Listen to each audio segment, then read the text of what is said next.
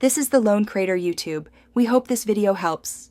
You start by confirming the controller supports Bluetooth and has enough charge. This prevents mid-process failures. Once done, open Windows Settings, go to Bluetooth and Devices, and make sure Bluetooth is toggled on.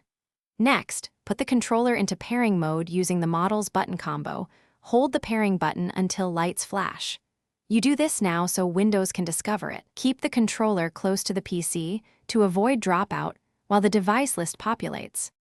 You'll select Add Device, then Bluetooth, and tap the controller name when it appears. Windows will attempt pairing and show a confirmation. If drivers install automatically, wait. If not, open Device Manager to update the Bluetooth or HID driver manually. Once paired, make sure the controller uses the right profile.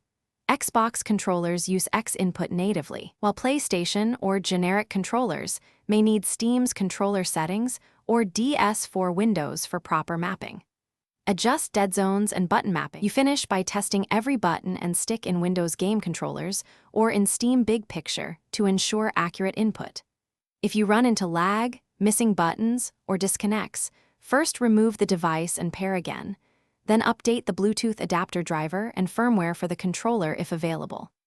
As a quick fallback, plug a USB cable to verify the controller itself is fine. One key troubleshooting tip: check for radio interference and low battery.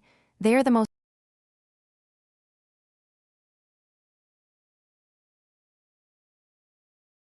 Thanks for watching.